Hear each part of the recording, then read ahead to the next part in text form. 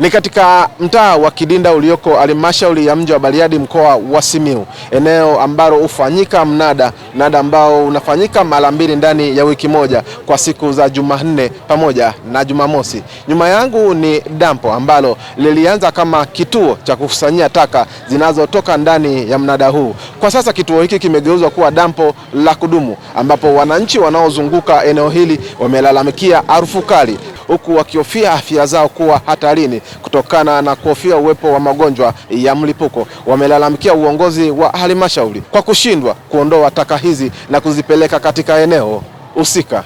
Hili dampo linatusumbua, manake harufu zinaingia mpaka vyumbani.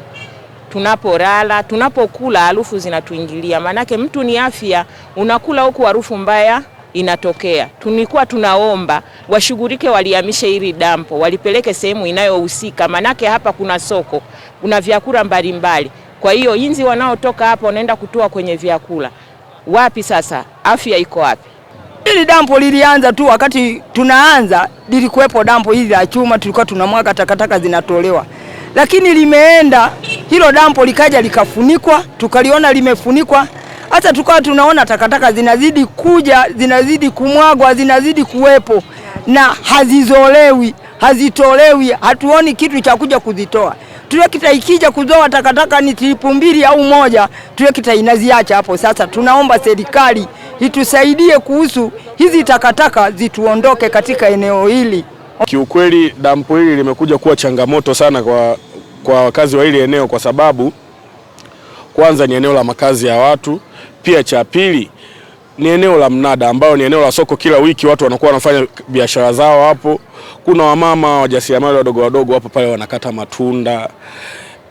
Nzi, vumbi kutoka kwenye dampo zinafikia kwenye vyakula vyao. Maana yake ikitokea ugonjwa wote ule wa mlipuko inaweza kuwa na athari kubwa sana kwetu sisi wakaaji wa maeneo haya. Lakini pia ni eneo ambalo mboga zinauzwa hapo. Wafanya biashara wanafanya biashara zao za mboga na kila kitu. Mwenyekiti wa mtaa huo ameeleza wamelalamika mara kwa mara katika uongozi wa halmashauri juu ya uwepo wa dampo hilo bila ya mafanikio, huku mkurugenzi wa halmashauri hiyo akitoa sababu za taka hizo kushindwa kuondolewa kwa wakati. Wale wanaosafisha hapa Gulioni walikuwa wanamwaga hapa, baadaye zinachukuliwa hizi takataka zinapelekwa kwenye dampo kubwa Kidulia. Baadaye hizi gari za kuja kuchukua takataka hapa hazikuonekana tena, na hili la kuwekea takataka lipo tu hapa limefunikwa.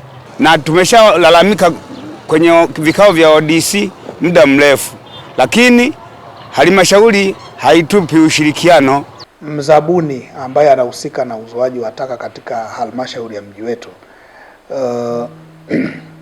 alipata changamoto ya magari yake kuharibika, na kwa hiyo aliyapeleka gereji yakaendelea kutengenezwa, lakini hata hivyo hakuweza kufanikiwa kukamilisha matengenezo yake. Matokeo yake takataka zikaja zikakutana na mnada uliofuata ambao ni Jumanne ya juzi. Sasa baada ya kuona changamoto hiyo, tulifanya utaratibu wa kutafuta gari sisi wenyewe kama halmashauri, tukaziondoa takataka hizo. Kwa hiyo ni dhana tu ambayo ilikuwa imeanza kujengeka kwamba katika kipindi cha wiki nzima taka zile ambazo walikuwa wamezoea kila baada ya mnada zinazolewa sasa zilikuwa zinaonekana kuwepo, zinazagaa. Ndipo baadhi ya wananchi wakaanza kuwa na dhana kwamba pale sasa linaanza kutengenezwa dampo. Pale hakuna dampo, ni eneo ambalo takataka zinakusanywa siku ya mnada na jioni yake zinaondolewa. Global TV, kimbilio la wasio na sauti. Tupigie sasa.